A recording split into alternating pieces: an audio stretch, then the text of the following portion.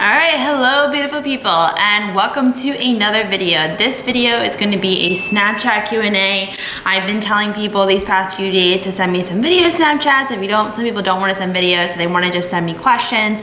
It's totally fine. Just send whatever questions you have, and somebody requested for me to do a Q&A, so I was like, why not do a Q&A? So hopefully that some of this can be helpful for you guys with your nutrition, your training, maybe a little bit about me, anything. So hope you guys enjoy this, and we're going to get right into it.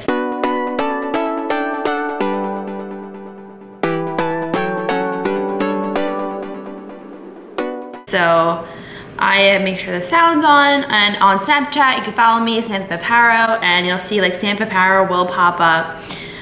So let's just get started. Okay, so first is from King Wade, and I want to make sure that. Hey Samantha, so the hardest thing for me to do is to get from that eating regular foods every day to that dieter's tongue. How did you make the transition? Do you have any tips for me?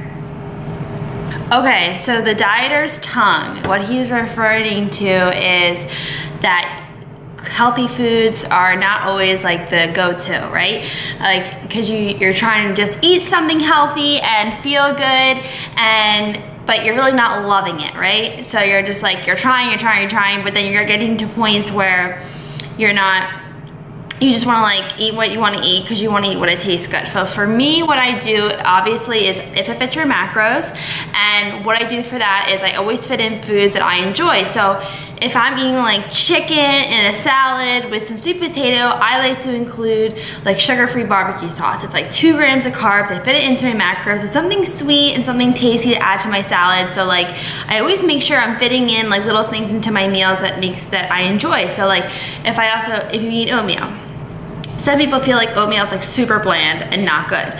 Yeah, when you eat oatmeal like by itself, yeah, it's probably super bland, not good. But if you add some stevia, add some sugar-free jelly, add some almond butter, like something to spice up the meal, make sure you can fit it into your macros and it'll just taste so much better. My biggest thing for people with dieter's tongue is to fit in foods that you just enjoy, and I'm telling you, if it fits your macros, we'll do that for you. So you can always fit in something that you like. For me, also too, in order to stay on track, in order to keep eating healthy and feeling good, I always fit a dessert at night. And if you guys watch my videos, you know that I always have my protein ice cream or regular ice cream with cereal. I always fit it in. Like that is without a doubt going to fit my macros that day. I don't care what's happening in the world. Like that is, I make it fit. So because I know that helps me stay on track. It doesn't affect my goals because I hit my macronutrient intake. And as long as you're hitting your macronutrient intake, you are solid. So you never really have to feel like you're on a diet, and your diet really should be a long-term lifestyle, and that's what I'm about on this channel, trying to teach this to you guys, that we're about creating long-term lifestyles and be able to learn from me and be able to do this for a lifetime, be able to enjoy what you're eating for a lifetime and never feel like you're restricted on a diet. Just feel like you can fit in whatever you want as long as you, again, hit your macronutrient intake. So I really hope this helped you, and thank you so much for the question. It's King Wade. Okay, so we have Jilly. Hi. So my question is, what made you decide to have breast augmentation, and does it help you place better? How did you get started and do this as a career? Okay, so this is actually 2 questions, so I will leave this up. Okay, so breast augmentation. I decided to get this when I started training. This was when I first started getting into the gym, started dieting, and I was just losing everything that I had. I was getting fatter, and I wasn't feeling comfortable in my own skin. I was feeling like, not that boobs define you, I don't want to give the wrong impression, but as a woman, you sort of feel a certain way about yourself, and you sort of feel self-conscious about certain things, and I was feeling self-conscious. I was losing what like made me feel like more like a woman. It made me feel good. So when I was training, I was just losing everything, and I enjoy, like I feel good having them. Like I feel good in a bathing suit. It's just a mental thing for me. It's a mental preference for me, and not everybody has the same mentality when it comes to like having breasts. Not everybody feels the same way, and that's totally fine. But for me, I wanted them back, and I wanted to keep training, and I wanted to feel good about myself, and that was the one thing that was like making me feel very self-conscious, and just in a bathing suit and just dating and stuff like that. I just felt self-conscious for myself. If you decide to get breast augmentation, that has to be a personal decision. Nobody has to conflict that on you. Nobody has to give you that opinion. Nobody needs to tell you need to do that. That is something that in your heart you need to feel that you want to do. So my mom had gotten it done, and I used the same doctor, and she had a great experience. So I just used the same person. I had a great experience. I was in the gym a week after my surgery, and I had a great recovery. And so my mom was very supportive of it, and that was because of the fact that she did get them done. So my dad was very supportive as well, and it's just they knew I was not happy for the fact that I was just losing everything. So that's why I decided to get it. Now, does it make you place better? No, it does not. Does it make an overall look? Sometimes. I'm gonna be perfectly honest with you guys. Sometimes it gives an overall look. But if you got a killer physique, if you can stuff that bra with some rice or whatever, make it work. It doesn't matter. Don't think that you need to have boobs in order to place. You do not have to have boobs in order to place. So if it's something that you want for yourself, go for it. If you feel better with a bikini, go for it. If not, don't do it. It has to be something that you want to do. So it says, Jelly also asked, how did you get started doing this as a career? What were you doing as a living before? Okay. How did I get started a career? What was I doing before? Okay, so I was in college before, and I wasn't doing anything as far as a career-wise. I was just in college. So I was just in school, and that's what I was doing. But how did I get started this as a career? I started putting myself out there on social media. So this was 2 years ago when I started training, and I was getting very serious with my training, and I decided to then go for a personal trainer certification, go for a sports nutrition certification, because people were reaching out to me. People were asking me diet advice, nutrition advice, training advice, all these different advice for competing, and I didn't feel like I was justified enough in order to help them, but I did want to find a way to help them because I had a lot of people reach out to me. So what I did was I went and got certified, and so I'd be able to give them some help. And I got my first website that February when I first got started, and when I first got my certification. So I got my certification in December, I got my website by February. Somebody had reached out to me and helped me make my website, which I was very thankful for. My first one, since then my website has been updated, but he made my first website, and I directed people to the website to go check out ways to inquire and stuff, and then I built a client base. So I was able to get progress and results with the people I was working with, and that will be able to be shown on my website. You guys can see there, and I was getting really good feedback, and people were just happy with the results. So as long as people are happy, then other people will see that they too can achieve the same results. And my main goal is to help people. Like, I got started in this industry, got started into this career because I wanted to genuinely help people. I love to bring people together. I like to build a positive fitness community, and I always think I'm so happy with my lifestyle that I want to share that with other people, and I want other people to feel that same type of positivity. So I work every single day on my business. So whether it's YouTube, Snapchat, Instagram, Twitter, answering client emails, making programs, working on ebooks, I do this all day, every day. And that's what I had to do in order to make this a career. I have to grind. So I have to stay up till 2 a.m. There's times where I'm super exhausted, but it's totally worth it, and I wouldn't trade it for the world.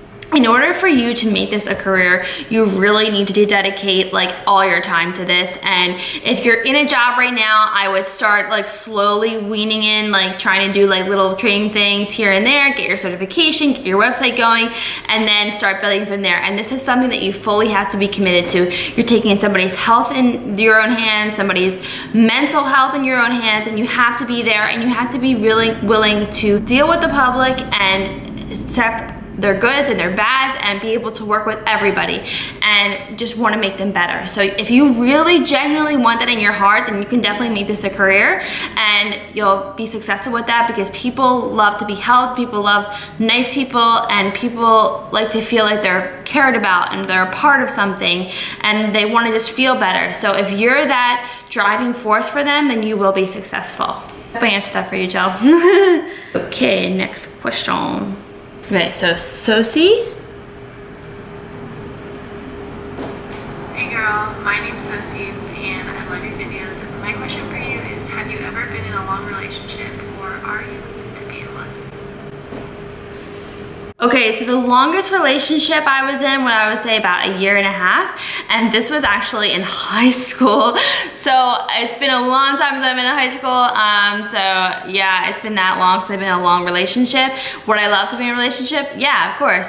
I am somebody who, if I have one person who I feel like comfortable with and just can chill with, and we don't have to like go out, we could just like be in each other's company and have a good time and do stuff like that. Like if I find somebody who like makes me laugh and stuff like that, like yeah, for sure, I would love to be in a long-term relationship.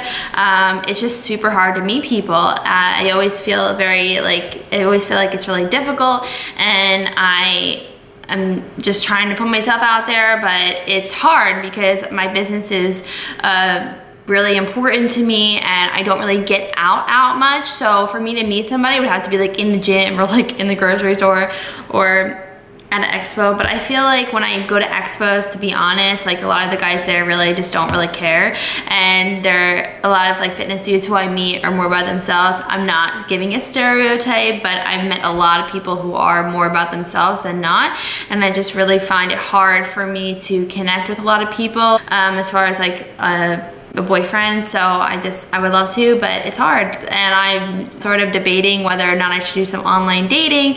I tried Tinder for 2 days and it gave me too much anxiety. I could not do it. I don't like that whole like, will they like me back, and will they, like if they do give me a heart or a like or whatever it's called, I would feel bad to like not like them, give them a match. Like not that I know, but like I don't know. It's just there's too much unknown there, and I feel like too bad because I don't want to meet somebody that way. It's just not for me. I don't feel comfortable with that. So I was thinking about doing like Match.com or something where I can maybe meet somebody that way online and be able to maybe meet through like a profile, just because it's super hard for me and I would really love to meet somebody. So that's something that I deal with daily, where I just wish like I had somebody, but you know, the timing is everything, and I feel like what's meant to be will happen. So hopefully the right guy will come when the time is here. But thank you so much for your question, Sosie, and I appreciate you watching my videos and the support through my channel. All right, so KS Bailey 7.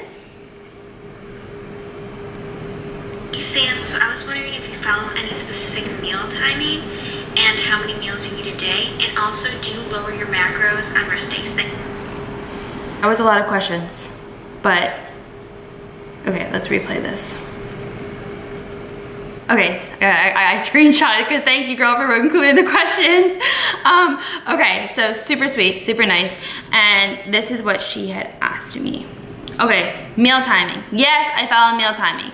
So I don't know if you guys have seen my nutrient timing video on my YouTube channel, but it's on there, and I explain how I time my carbs like around my workouts. So people are like so concerned with the fact that they need to consume like carbs like right after their workouts, which yes, you should, 100%. But you don't have to like get in a car accident driving home from the gym to get to your carbs. It's not that big of a deal. You can get to your carbs like within like a 3-hour time window, and you still will receive the same benefits. As long as calories in versus calories out, you're hitting your macronutrient intake, you will be pretty successful. But I like to include most of my carbs like around my workouts, and then I include like higher fats away from my workouts, and I include lower fats around my workouts. So that is how I like divvy up my day. So my protein's like a little bit lower and carbs are really high like around my workouts. 3-hour time window, so 3 hour, so like 1 hour, 2 hour before, and then 3 hours after. So I eat like 3 meals after my workout meal. I eat 3 meals after my workout. So that will be like a 3-hour time window. I eat like every like hour or two, and I just keep the carbs coming and fat's pretty low. So that's what I do as far as meal timing. I do recommend that you practice meal timing, that you're not consuming like all these carbs when you're weight training later in the day, because your insulin level is gonna spike and it's gonna be ready to restore glycogen levels, and none of that's happening because you are not weight training. So actually your insulin level is gonna rise, and then actually you'll go into a fat storing mode instead of a fat burning mode because you hadn't just worked out and your glycogen levels are not depleted. So always practice meal timing. Again, a 3-hour time window. Don't be like all frantic and hectic after the gym. Don't get in a car accident aggression. Don't run people down trying to get out of the gym. Be calm and you'll get to your food and your carbs will do the job. So again, I always do that, and I always try to eat like between 25 to 90 grams of carbs between those 3 meals divvied up after my workout. So that's what I do for me, and as my carbs keep increasing in my reverse, I continue to increase that, but that is what I definitely recommend. So how many meals do I eat a day? I eat 5 meals a day. I only do that because I'm a volume eater, and normally it's like 4 or 5, but I mean it's four solid meals and then 1 dessert. Because I'm a volume eater, I like to eat a lot more in 1 meal, and I start my first meal around 11:30, 12, and I end my last meal at 10 p.m. So I fit my meals in that time window, and I like to, again, feel full after a meal. I don't like to eat a meal, and if I'm hungry after, it just does not fly with me. I won't be able to like stay on track, and I like to just feel full, so either I fill myself with some veggies or whatever I need to do in order to feel satisfied after a meal. If I'm eating a really small meal and I have to divvy it up like to 6 meals or more, I know I won't be satisfied. So I know that's not a good fit for me because I won't be able to stay on track.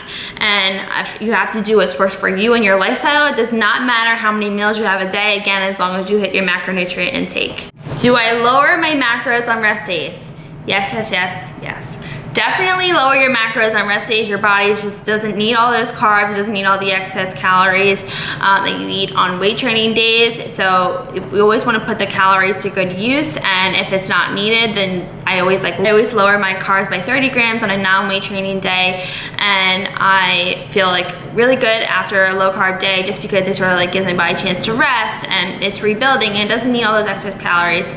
So I like to do 1 rest day of low macros, and I only do 1 low carb day a week. So I'm not weight training 6 days a week, and I'm weight training only 5. So one day will be a low carb day, and the other day that I am not weight training, I do a refeed day. So either a cheat meal or a refeed, and the only time I recommend on a day you're not weight training to have a refeed or an untracked meal is if you're weight training legs the day after, or like a volume day or a really heavy weight training day the day after, to put the calories to good use. So I always think that the body accepts calories better when it's rested and it's not being overworked. So that's how I break up my calories as far as low days, high days. So I have 5 moderate, 1 low, 1 refeed, and that's what I've been doing. I do it on my on and off season, and it has worked very well for me and my body. So maybe give that a shot for yourself, and I highly recommend that. All right, so the next one is from Tracy, my client. I have her labeled as Tracy Client. Ooh, it's a little dark. I have her labeled as Tracy Client. I don't know if you guys could see, but yeah, so. Can you talk a little bit about macro timing, and if you think there's a certain time when you should eat certain things, or if you should just break it up evenly? I just mentioned that. Also, you can talk about when weighing yourself in a surplus, if you should focus on the body fat percentage or the weight. Okay.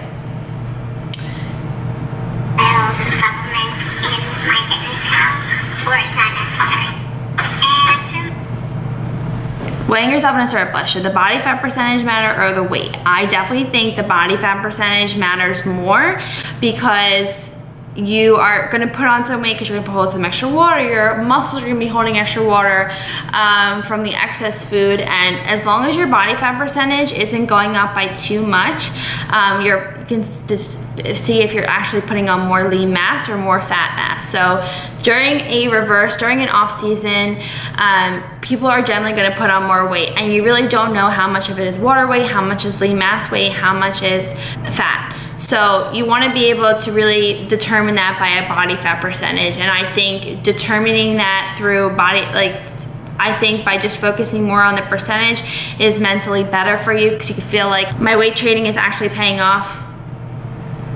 Why is that on there?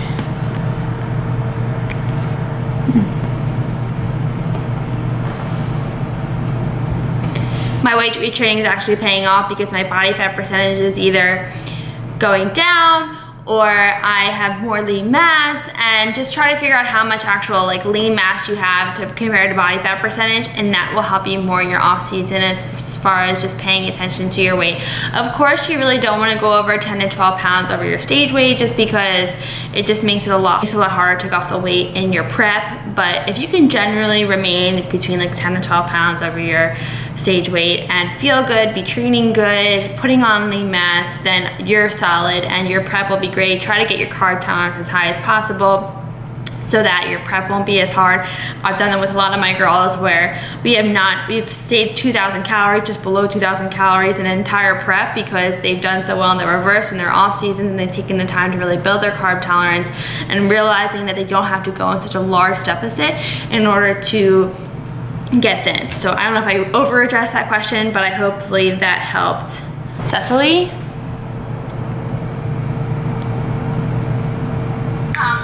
I'm actually watching you right now, but my question is, when was the last time you were in a relationship? Who is your coach going to be for 2017? A lot of people have these like relationship questions.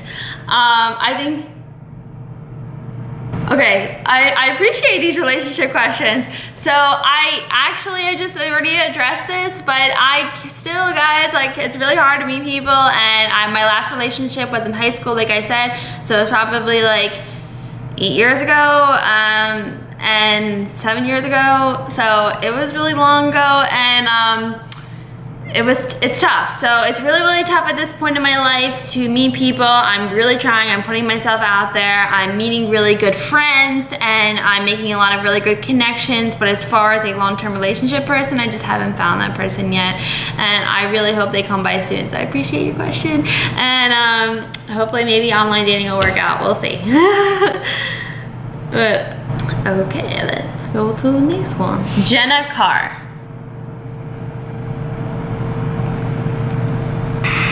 If you had to choose between cake or donuts, which one would you pick? By the way, love you. Love you too, girl. Okay, cake or donuts?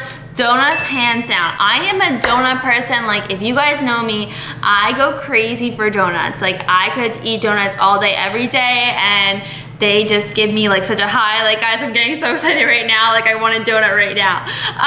Just because just like that question like made me so excited. I love donuts. I love any type of donuts, and as like when they're filled and they don't have blueberries, any jelly donuts, like I'm team jelly. Put it in here. That jelly coming out. Ooh.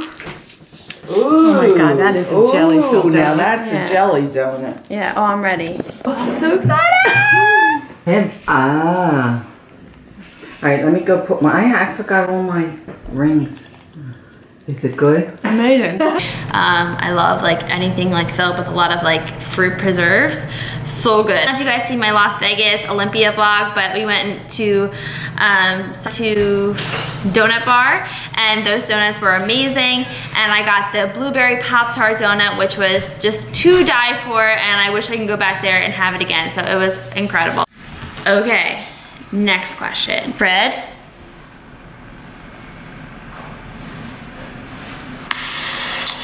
You have to excuse me because I have a speech impediment, but I was wondering what you recommend to work obliques. Okay, so working obliques. I do not recommend working obliques. I never give people any waist type of ab exercises because that actually makes your waist bigger. So in order to, I would say to really like work obliques, I would just do like hanging leg raises and try to hit all angles in the hanging leg raises.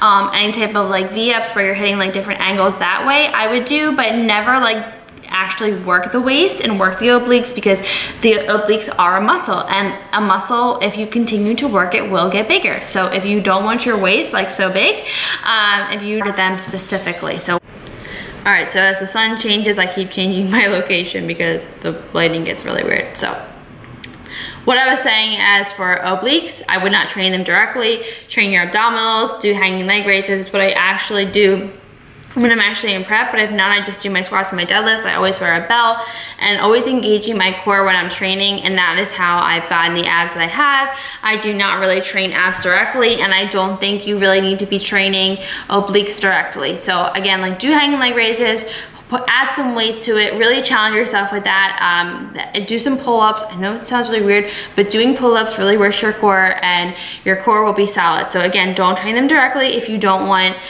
a huge waist. So never train obliques. Another one from Tracy. Also, I wanted to know, why do Amino's BCAAs make you pee? No matter what brand, and now I'm on the Unicon, I'm always having to pee after. Like, I mean, when I say pee, it makes me have the urgency to pee twice as much. I already drink a gallon.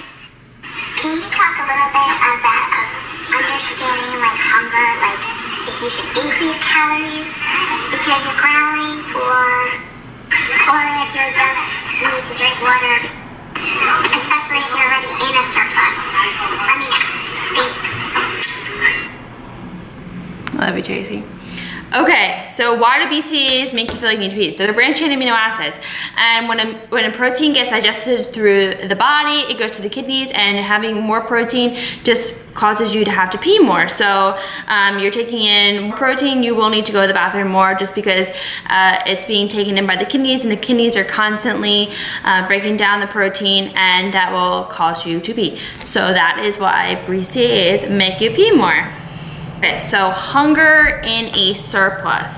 Hunger in a surplus, if you're feeling hungry in a surplus, then you should definitely increase calories, because if you're in surplus mode, you should not really be too hungry. You still want to get hunger cues though. So I like to pay attention to my body, like, I'm super anal, and I like to make sure I'm still getting hunger cues even though my macros are pretty high, and I sort of like feel out how I feel like after a meal, how hungry I am for a meal. And I think it's so important to still have hunger cues, but if you're feeling still hungry after eating, it's definitely time to increase calories, because you don't want your body to be eating at hard-earned muscle, and that will just be a risk factor if you are constantly hungry in a surplus. So that your body is smart, and it doesn't know you're trying to really put on muscle. It just wants to survive, it wants to thrive, it wants to have enough energy to perform. So it will grab at the muscle if it's really feeling super hungry. And I would definitely recommend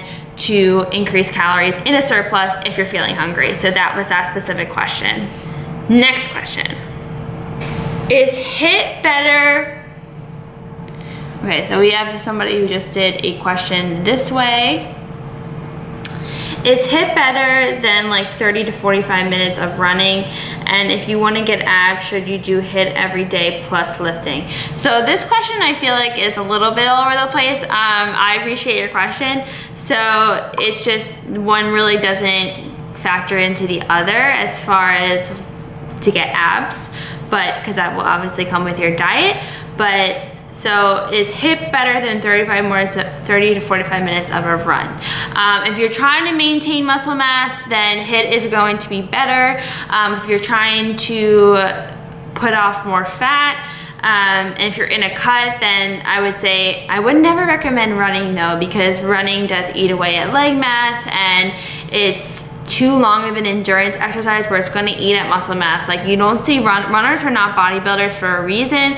They're very thin, and their body is constantly using their muscle mass in order to perform long periods of cardio. So 30 to 45 minutes is not a terrible long run. It's not obviously a marathon, but I would definitely recommend doing HIIT over that. Anything to get your heart rate going. I like to fluctuate between HIIT and steady state. And so like if I'll do steady state, like incline walking, or steady state on the Stairmaster, I like to fluctuate between HIIT and steady state. Like for myself, if you're in a cut, I definitely recommend to do a little bit more steady state cardio, but nothing too crazy, and HIIT when about like 2 to 3 times a week. If you're doing too much HIIT, again, it's too much on the body, and then again your body will go into like fat storing mode, and it will be harder to lose weight. So you really have to fill yourself out and see how tired you are. If you have the energy to do HIIT, do it. It will preserve more muscle mass, and it is what I highly recommend. You will burn more calories in a shorter period of time, and it just saves you extra time.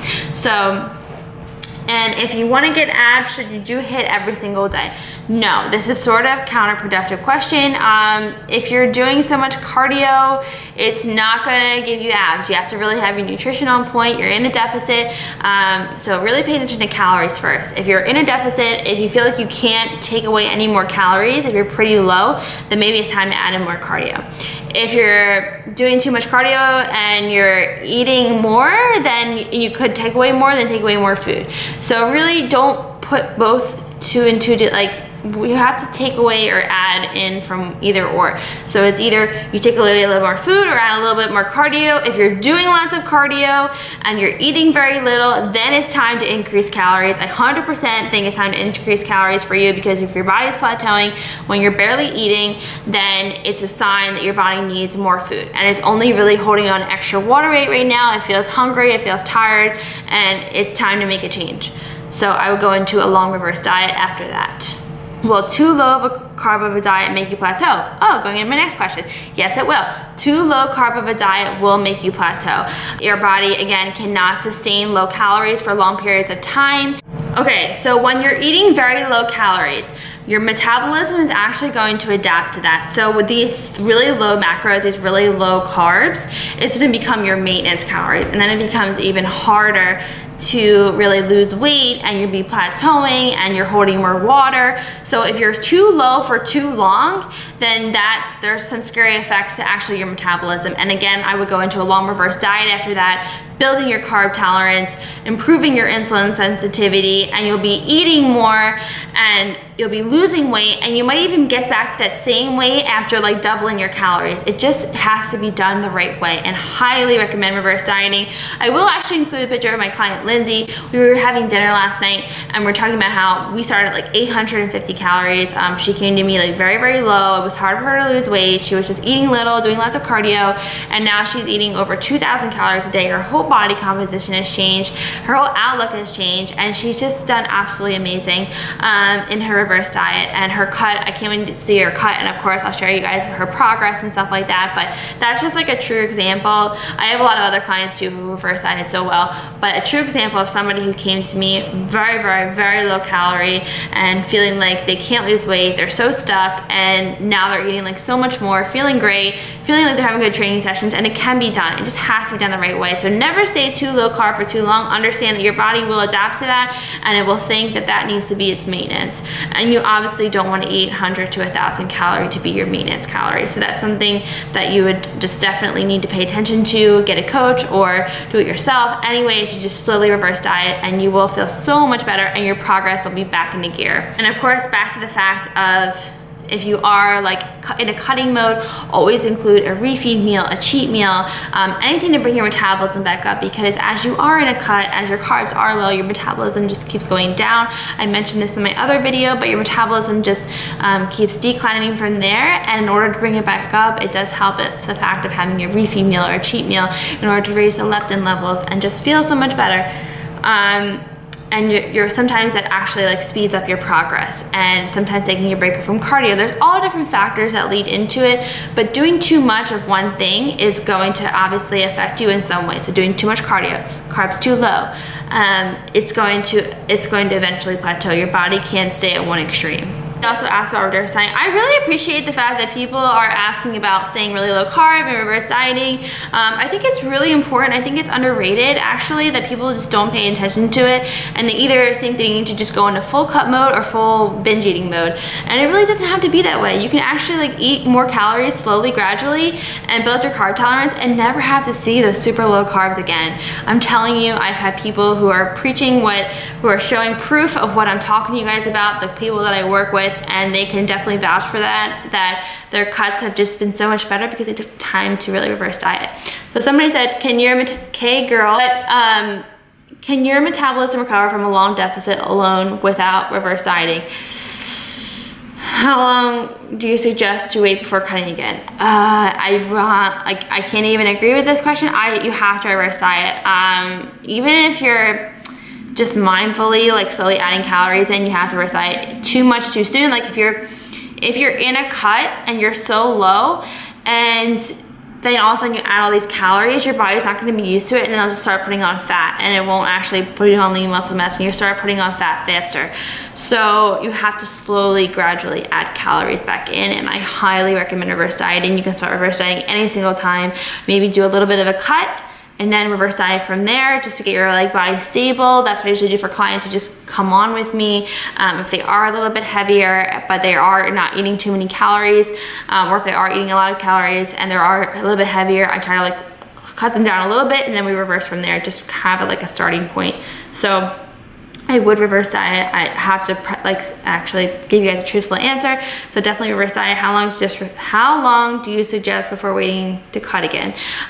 Depending, that's really relative to the person. So if your body is responding well to the reverse, you're continuing to either lose weight, maintain weight, and you get your body up to a healthy maintenance calories where maybe you hit 2,000 or above 2,000, 3,000. If you're at a high enough point in your reverse and you're maintaining your weight, you're maybe 10 pounds over your stage weight, something like that, then it's time to cut again, and your body can be, again, ready for it. But if you are starting at a low point, all right, my camera keeps overheating, so we're gonna get through this, guys. So we will, forget what I was saying, but I'm not exactly sure what I was saying before, but we're gonna go with this now. So if you have 10 pounds of fat that are stubborn and won't lose, it won't come off, you have to like evaluate your nutrition and your training. It's a pretty broad question, but again, you get to figure out how much you're eating right now. Are you in a deficit? Can you take more calories away? Can you add more cardio? And you have to really evaluate by then. So use one factor at a time. So maybe 1 week, take out some more calories. And then if you're still not losing weight, then maybe add a little bit of cardio. And just do it gradually and try to figure out the trigger point. So, and sometimes it's too, to be honest with you guys, it's about just like training harder.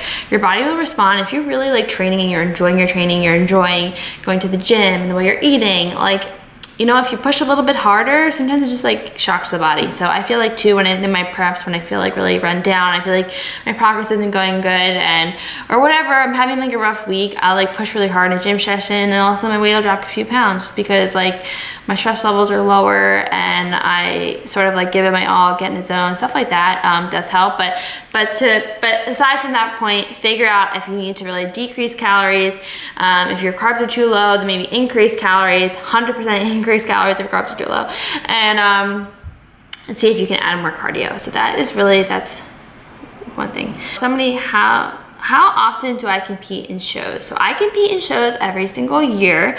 I usually will take a 6 to 8 month off season, and I'll compete for that period of time where it's either between like 4 or 3, it's usually like 3 to 5 months in that time period of competing, and then I'll take that time period off. So I like to compete every year just because I like it. And I like going into that cutting and bulking phase, and I really feel like I make a lot of changes to my physique, and I feel stronger, and I feel like if I get to the point in my off season where I put on some solid mass and I am happy with the changes that I've made, then it's time to cut, and I feel like I'm eating a lot and my body's ready for it. So I would never go into a show or go into a prep if I feel like my body wasn't ready for it, but I'm trying to just always increase calories as much as I can just to make preps a lot easier.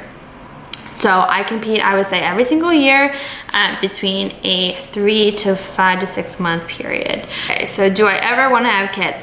Yes, I do want to have kids at some point. So this is back to like relationship. First gotta find a boyfriend, first gotta find a husband, and then eventually time will tell, so that will happen. But that will eventually happen someday, and I'm looking forward to that day. I definitely want to have a family and share my life with somebody. I feel like a lot of people do you want that? It's nobody, I don't feel like many people want to be alone in their lives. I actually did a study where people who were married like long term and in their old age, they just proven to live longer than people who were single their whole life. So not to like deter anybody who is single right now or anything, no, you're not gonna like die earlier or anything, but it's just a statistic they did. So I was just thinking like, really hope to find somebody. yeah, so that will happen when the time is ready. That's actually going to conclude all the questions. I really appreciate them, and I hope you guys enjoyed this. This is sort of long, and I wanted to address as many as I could. There are still like a few more, but I felt like this is really long, and maybe I'll do another one and break it up.